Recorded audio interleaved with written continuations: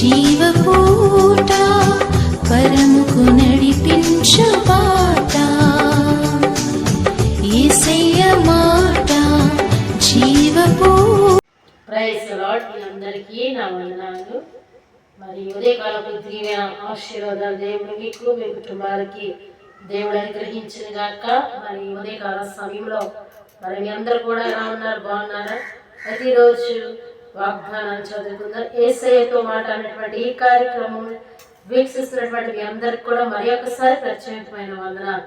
ఈరోజు యేసయ్యతో మాట, ఈరోజు వాగ్దానాన్ని చదువుకుందాం. బైబిల్ గ్రంథం నుంచి జెఫన్యా గ్రంథము 3వ అధ్యాయము మరి 17వ వచనాన్ని చదువుకుందాం. నీ దేవుడైన యెహోవా నీ మధ్య ఉన్నాడు, ఆయన శక్తిమంతుడు, ఆయన మిమ్మల్ని రక్షించును. ఆమె దేవుడు గొప్ప వాగ్దానాన్ని ఈరోజు మనతో మాట్లాడి ఉన్నాడు. నీ దేవుడైన యెహోవా నీ మధ్య ఉన్నాడు కనుక నువ్వేమి భయపడవద్దు. ఆయన నీ మధ్య ఉన్నటువంటి దేవుడు ఎలాంటి దేవుడు తెలుసా?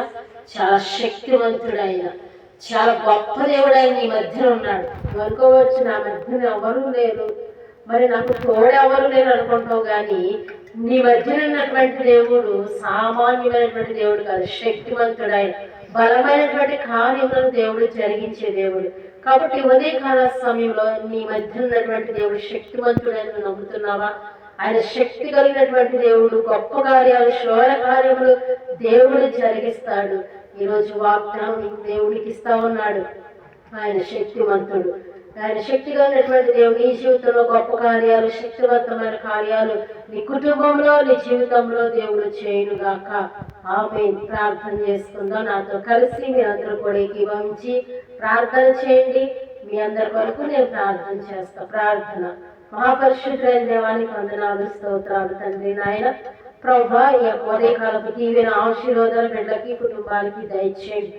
నీవు ఇచ్చినటువంటి వాగ్దానం బట్టి నీకు వందనాలు. నీ దేవుడని యెహోవా నీ మధ్య ఉన్నాడు కనుక నువ్వు భయపడొద్దంటావు. నీ మధ్య ఉన్నటువంటి దేవుడు శక్తివంతుడు అంటున్నావయ్యా.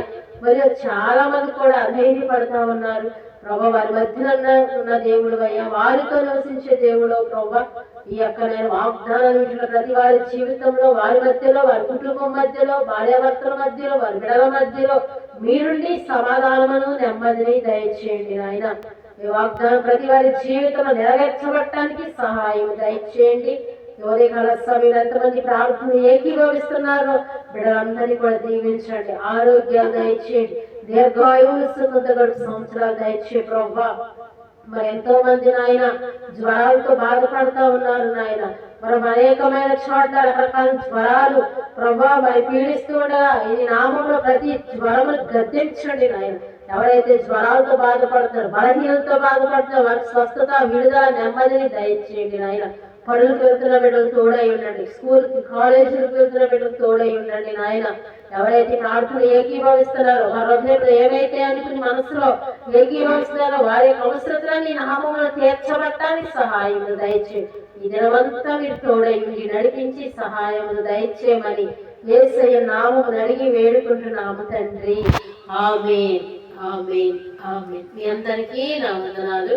యేసయ్యతో మాట్లాడేటువంటి ఈ కార్యక్రమాన్ని వీక్షిస్తున్నటువంటి మీరందరూ కూడా మరి ఈ కార్యక్రమాన్ని మరి మీ బంధుమిత్రులకు షేర్ చేయండి. మీరు కూడా ఈ కార్యక్రమంలో పాల్గొని దైవ ఆశీస్సులు పొందవలసిందిగా ప్రభు పేట మనం చేస్తున్నాం. ఆమేన్.